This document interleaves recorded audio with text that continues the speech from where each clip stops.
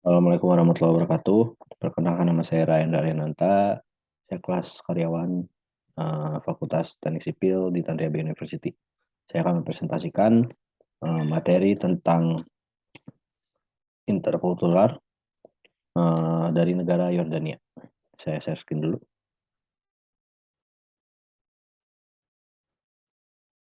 Ya, ini negara yang saya ambil adalah negara dari Yordania. Pertama-tama dari negara Yordania ini ada latar belakangnya. Yang pertama yaitu historinya negara Yordania. Yordania sudah dihuni manusia sekurang-kurangnya sejak 10 abad yang lalu. Beberapa kerajaan kecil timbul dan tenggelam di negeri ini, di bawah penguasa kerajaan-kerajaan yang besar seperti Asyria, Mesir, Persia, Yunani, dan Roma. Dan pada tahun 636 sebelum Masehi, Yordania ditaklukkan pasukan Islam. Sesudah Perang Salib, negeri ini pun kembali dikuasai Mesir sampai direbut oleh Turki pada tahun 1517 sampai 1916. Lalu akibat dari kekalahan Turki dalam Perang Dunia ke-1, mandat atas Yordania diserahkan kepada Inggris. Dan pada tahun 1946, Yordania menjadi negara kerajaan yang merdeka sepenuhnya. Di sini akan mendeskripsikan singkat terkait negara Yordania. Saya akan percepat videonya sedikit.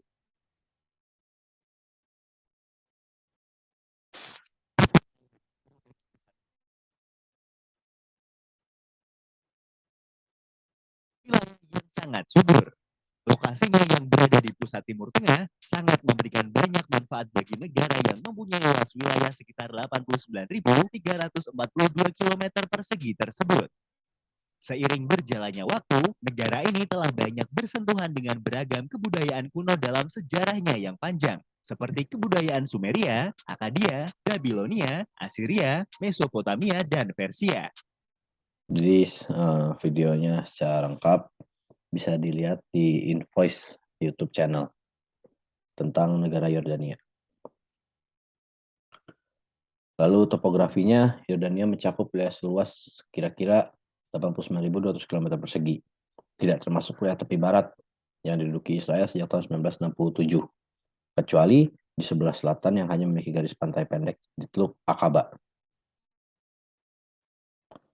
Lalu untuk bendera Yordania didasarkan pada bendera pemberontakan Arab terhadap Kekaisaran Ottoman selama Perang Dunia I. Bendera ini terdiri atas 3 garis melintang, hitam, putih, dan hijau, yang terhubung oleh sebuah segitiga merah di anggota kiri. Warna melintang melambangkan Khalifah Abbasiyah, Umayyah, dan Fatimah. Segitiga merah untuk dinasti Hashemid dan pemberontakan Arab. Lalu bintang berujung 7 yang merupakan fitur satu-satunya yang membedakan bendera Yordania dan Palestina. Lalu memiliki 2 arti. Manfaatnya ke-7 ayat dari surat pertama Al-Quran dan juga persatuan rakyat Arab. Lalu beberapa orang percaya bintang itu merujuk pada 7 bukit di mana Aman, ibu kota Yordania, dibangun. Lalu state simbol negaranya lambang Yordania, bergambar mahkota kerajaan Hashimiyah. Mahkota ini pun melekat pada jumat kerajaan yang berwarna merah dan putih dan berjahit benang emas.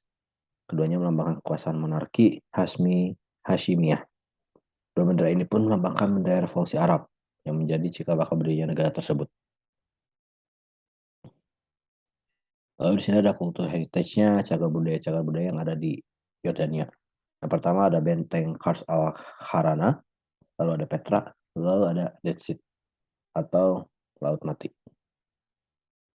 Nah, kita masuk ke negara Yordania, yaitu Dimension of Culture.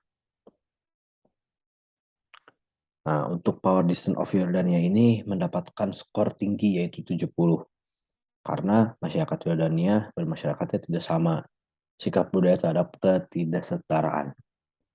Artinya, masyarakat Yordania hierarkis, yaitu di mana setiap orang yang tidak sependapat atau tidak sepemikiran dengan dia dianggap tidak setara dengan dia sendiri. Lalu, individualisme memiliki tingkat skor 30 karena masyarakat di Yordania dianggap sebagai masyarakat kolektif fisik. Artinya hubungan antar keluarga dan hubungan antar individu juga memiliki komitmen jangkanya panjang. Lalu maskulin of Yordania.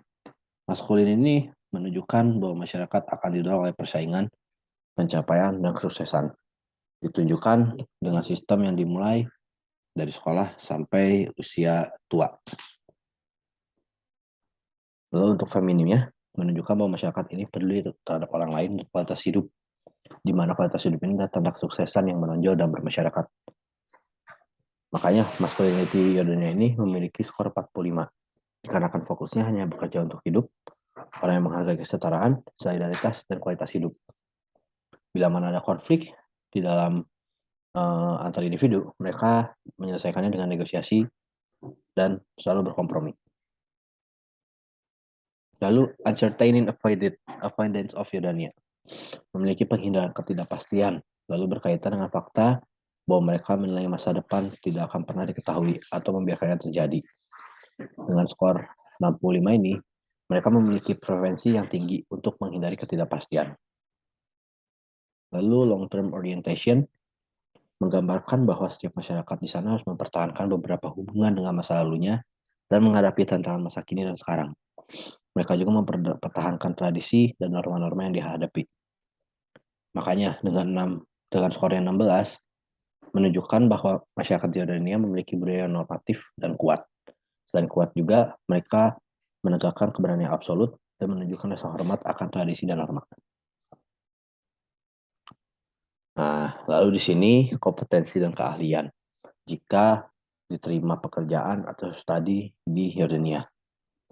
Ini statement saya yang pertama. Jika kita visit atau studi di Yordania, kita harus bisa menguasai minimal bahasa Inggris.